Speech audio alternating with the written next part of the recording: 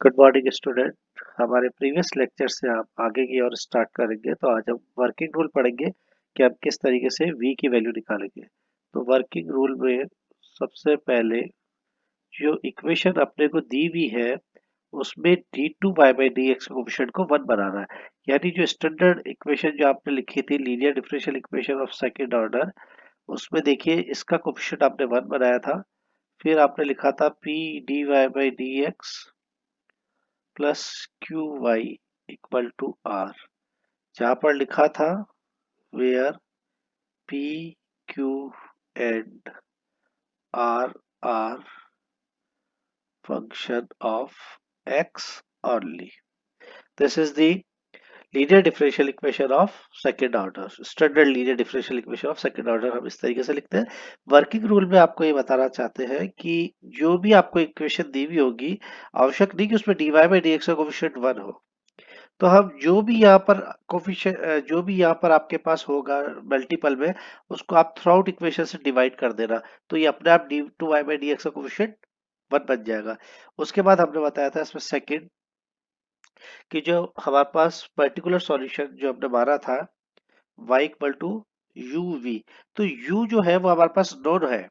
ये नोन जो है ये हम किस तरीके से निकाल रहे थे, जो कल मैंने कुछ कंडीशंस आपको लिखी थी पिछले लेक्चर में, जो मैंने कुछ कंडीशंस बताई थी और उसके साथ मैंने बताया था इसका सॉल्यूशन कि अगर ये कंडीशन होगी तो इसका ये सॉल्यूशन होगा। तो उसमें पहली कंडीशन लिखी थी मैंने, if 1 plus p plus q equal to अगर 0 हो जाए, तो सॉल्यूशन आपने क्या लिखा था y equal to e raise to the power x। यानी मैंने इक्वेशन लिया था y equal to e raise to the power m x, और m को अगर मैंने 1 लिख दिया था तो y मेरा सॉल्यूशन आ गया था e raise to the power x। इसी कड़ी में हमने कुछ और कंडीशंस भी डिस्कस की थी, वो आज वापस लिख देता हूँ क्योंकि उनकी जरूरत पड़ सकती है। This is equal to 0, I think यही था मेरे पास। और इसको मैंने लिखा था y equal to e raise to the power minus x, यानी m को एक बार 1 लिया, एक बार मैंने -1 लिया। और इन जनरल मैंने m को एज सच रखा, तो मेरे पास कंडीशन आ गई थी m square plus p m plus q equal to 0। y equal to इस समय सॉल्यूशन था मेरे पास एम एक्स। अब आप ऊपर के जो दो सॉल्यूशन है उसमें m को अगर 1 रखो तो देखो ये आपके पास आ रही है value when m equal to -1, तो ये आपके पास सेकेंड वाला आ रहा है। तो ये मेरे पास जो है वो मेरा जनरलाइज वाला है। इसमें m की मैं वैल्यूज रख के कोई भी अपनी कंडीशंस बना सकता हूँ। दूसरा सॉल्यूशन हमने मारा था, ये तो था e raise to the power m x का। एक हमने मारा था x raise to the power m का। यानी जब कंडीशन ये थी m-1 plus p m x plus का p m x plus q x square plus q x square equal to 0 हो जाता है, तो हम इसको कह रहे थे e raise to the power x raise to the power m, इसका एक सॉल्यूशन होगा। This is again generalise. अगर मैं m इक्वल टू 1 रखता हूं तो मेरे पास देखिए कंडीशन ऐसी आ जाएगी, ये तो 0 हो गया, तो ये मेरे पास हो गया p x plus q x square equal to 0, जिसको मैंने कल कहा था p plus q x equal to 0। अगर कंडीशन आपके पास आती है तो y इक्वल टू एक्स इसका एक सॉल्यूशन हो जाएगा। ठीक है। अब मैंने कहा था अगर m इक्वल टू 2 यहाँ ले, अपन सपोज कीजिए m इक्वल टू 2 की बात करते हैं। m इक्वल टू 2 लेंगे तो 2 और 2 माइनस 1 इज अगेन 1, तो ये हो गया 2 प्लस m को 2 ले रहे हैं ना, तो ये हो जाएगा 2px plus q x square equal to 0। अगर ये कंडीशन आपके पास बनती है तो हम उस समय उसका सॉल्यूशन क्या लिखेंगे, एक्स स्क्वायर। ठीक है। और ये सारे जितने भी राइट साइड में सॉल्यूशन है ये मेरे क्या कहलाएंगे, this is y equal to u. ये मेरे पास u निकल के आ रहा है। ठीक है। अब मेरे को फाइनली निकालना क्या है, v निकालना है। तो हम इसका आगे चलते हैं, इसका तीसरा पार्ट हम बताते हैं। ये मैं आपको वर्किंग रूल बता रहा हूं कि आपको क्या यहाँ पर करना है।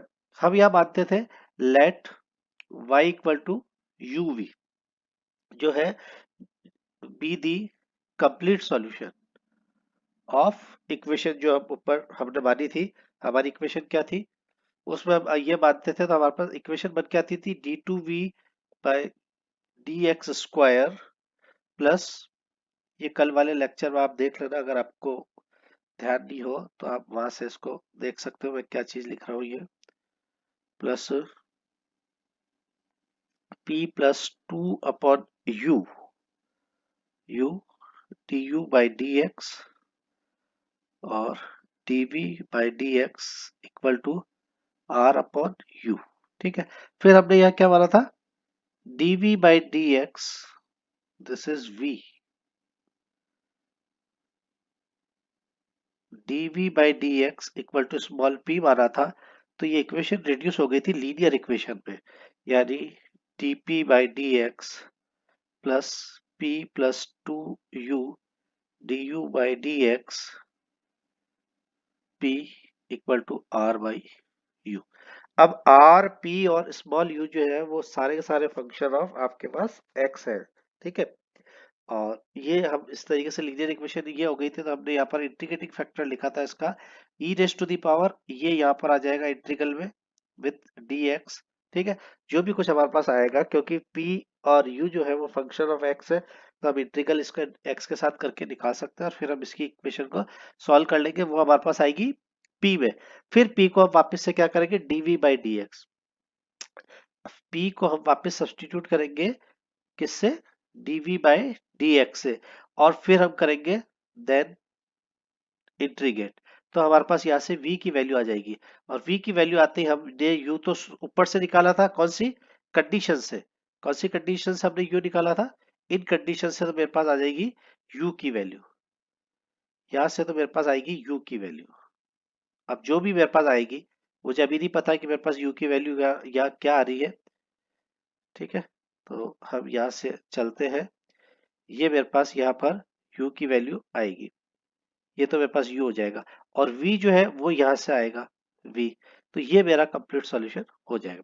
तो ये हमारे पास तरीका था, और आवश्यक नहीं कि आपको हर बार r दिया हुआ ही हो। सपोज कीजिए या फिर दो कंडीशन में लिखता हूँ, a if r is not equal to 0 then equation is linear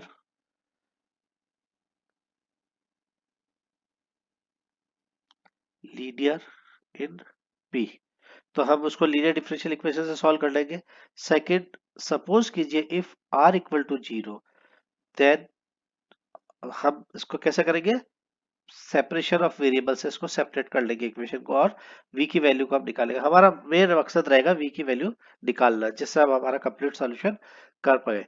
अब एक क्वेश्चन से हम इसको ज्यादा सही समझ पाएंगे, तो मैं एक क्वेश्चन ले लेता हूँ और फिर उसको सॉल्व करने की हम कोशिश करते हैं। तो पहले देखता हूँ कोई आसान सा हो तो बेटर है। चलिए, ये क्वेश्चन ठीक लग रहा है, इसको ले लेते हैं। ये आपको एग्जाम्पल या क्वेश्चन जो भी है, सॉल्व द इक्वेशन। तो अब सबसे बड़ा होता है कि आप इक्वेशन को कैसे पहचानोगे, क्योंकि सारी की सारी डिफरेंशियल इक्वेशन ही होगी वहां पर। X d two y by d x square minus का 2x-1 d y by d x plus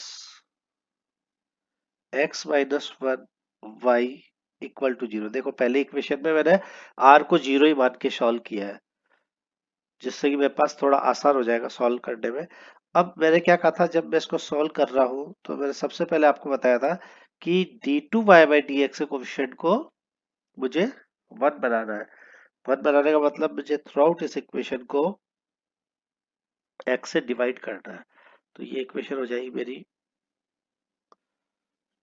d2y by d x square minus 2x minus 1 upon x dy by d x plus x minus 1 upon x y equal to this is 0। ठीक है, तो equation अब कैसे हो जाएगी, d2y by d x square minus x गया तो ये हो गया 2 माइनस 1 अपॉन x, ऐसे लिख सकता हूँ मैं इसको, this is dy by d x, and similarly इधर 1 minus 1 upon x y equal to 0। अब इस इक्वेशन को मैं अपनी ओरिजिनल स्टैंडर्ड इक्वेशन से अगर देखता हूं, तो यहां पर मेरे पास here capital P equal to आ गया मेरे पास कितना, माइनस 2 माइनस का 1 अपॉन एक्स, क्यू की वैल्यू आ गई मेरे पास 1 minus 1 upon x and r equal to 0। Okay, तो अब मैं यहाँ पर इसको कौन सी वाली कंडीशन मेरे पास लगती है, तो मैं यहाँ पर एक एक कंडीशन को चेक करता हूँ। जैसे मैं पहली कंडीशन थी 1 plus p plus q equal to अगर 0 हो जाता है तो इसका मतलब मेरे पास y की वैल्यू कितनी आ जाएगी, e raise to the power x। ये e raise to the power x जो है वो मेरा क्या है, small u, this is small u। तो अभी मैं इसको चेक करता हूँ, देखता हूँ मेरे पास आती है क्या कंडीशन। 1 तो 1 ही है, p की वैल्यू हो गई माइनस का 2 और ये कितना हो जाएगा प्लस का 1 अपॉन एक्स। फिर मैं रखता हूँ q की value 1 minus 1 upon x, this is 0। क्यों, क्योंकि देखिए प्लस माइनस और ये जो है इससे कट जाएगा, दिस इज इक्वल टू 0। इसका मतलब y इक्वल टू आपके पास कितना आ गया, e raise to the power x। ये इसका एक हमारे पास इंटीग्रल आया है। अब ये आने के बाद हम क्या कहते हैं, ये CF का एक पार्ट हमने आया है। अब हम यहाँ से इसको किस तरीके से बताएंगे, जो मैं ऊपर बता के आया हूँ वही प्रोसीजर करेंगे। Let y equal to uv be the complete solution, uv be the complete solution of किसका है, इक्वेशन नंबर 1। अब इक्वेशन नंबर 1 जो है वो हमने शुरू में क्या मानी थी, हमारे पास ये इक्वेशन आ रही थी, अ, ये आपके पास दिस इज इक्वेशन नंबर 1, इसको मैं इक्वेशन नंबर 1 कह देता हूँ। This is equation number 1 of of 1, ठीक है। तो अब then we given, then we is given by, किस टाइप से लिखा था हमने, d two y by d x square, और ये सारा लिखा था। तो मैं इसको अगर डायरेक्टली पुट कर दूं पी वाली फॉर्म में, तो पी वाले फॉर्म में अगर करता हूं तो क्या आएगा मेरे पास, तो मैं इसको डायरेक्ट भी कर सकता हूँ और नहीं तो अभी फिलहाल मैं इसको ऐसे ही रखता हूँ, ये d two v by d x square plus p. P की वैल्यू ऊपर क्या है, पहले तो मैं फॉर्मूला लिख देता हूँ फिर वैल्यू को सब्स्टिट्यूट करते जाएंगे। 2u d u by d x d v by d x equal to r, तो 0 है तो टोटल 0 हो जाएगा, लेकिन मैं चूंकि ये पूरा फॉर्मूला लिख रहा हूँ तो आर अपॉन यू लिखूंगा मैं। अब एक एक की वैल्यू को सब्स्टिट्यूट करता हूँ, तो d two u d two v, this is d two we,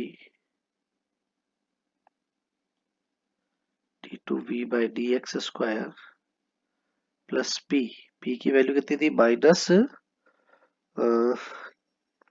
2 plus 1 by x, plus 1 by x plus 2, u मेरे पास था e raise to the power x, और d u by d x करूंगा तो again e raise to the power x ही आएगा, this is D v by d x equal to 0।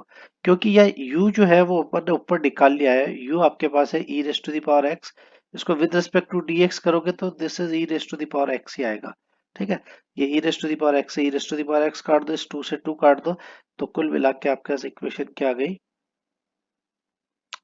This is d two v by d x square plus 1 upon x d v by d x equal to 0। ये आपके पास equation आई है, ठीक है। अब यहाँ पर हमने माना था इसको p, d two v by d x square को हमने माना था p, तो इक्वेशन रिड्यूस होके में आपके पास क्या आ जाएगी, d p by d x plus 1 by x of p equal to 0। मैंने आपको कहा था अगर r इक्वल टू आपके पास 0 आ जाता है, r इक्वल टू आपके पास 0 आता है तो उस कंडीशन में आपने क्या कहा था, मैंने कहा था इसको वेरिएबल को सेपरेशन कर लेंगे, सेपरेशन ऑफ वेरिएबल यूज करेंगे, ठीक है। तो सेपरेबल ऑफ वेरिएशन अगर मैं यूज करता हूं तो यहां से आपके पास इक्वेशन क्या आ जाएगी, dp upon p plus 1 upon x dx equal to 0।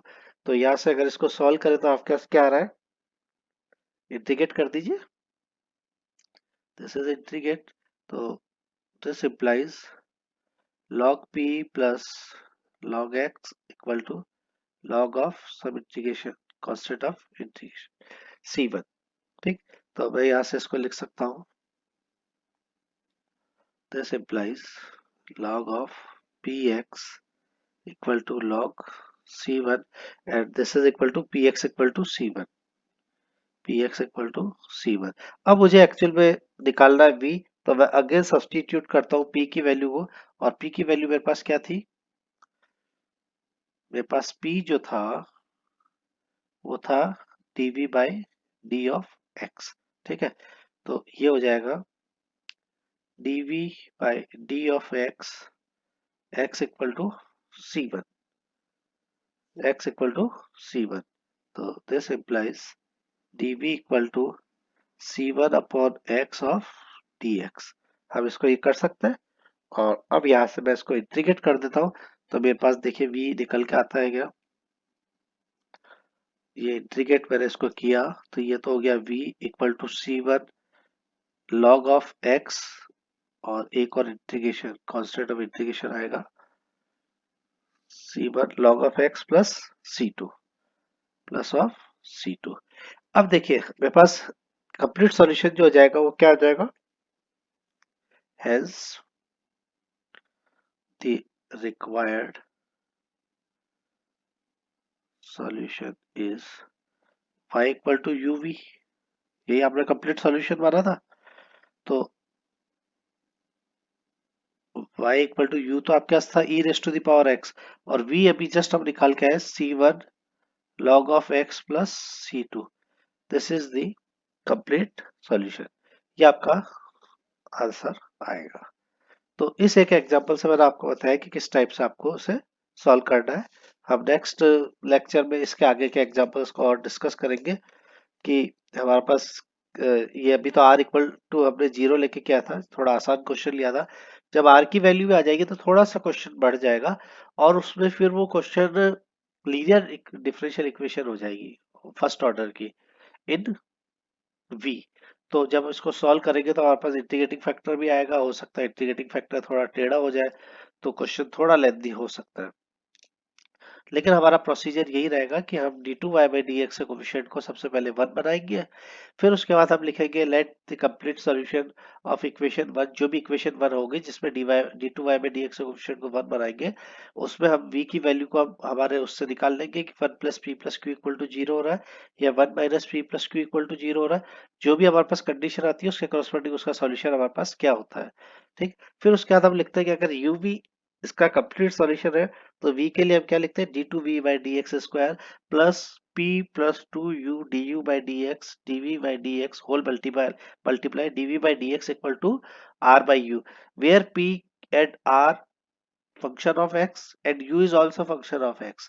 तो जैसे ही हम उसको सॉल्व करेंगे तो हमारे पास इंटीग्रेटिंग फैक्टर जो भी आएगा, जब r हमारे पास प्रेजेंट है तो वो x में आएगा। ठीक है, फिर हम उसको कंप्लीट सॉल्यूशन कर देंगे, और वापस से हम जब लास्ट में सॉल्व करेंगे तो v को p को वापस से v में सब्स्टिट्यूट करेंगे, क्योंकि हमारा फाइनली जो है वो v ही ज्ञात करना है।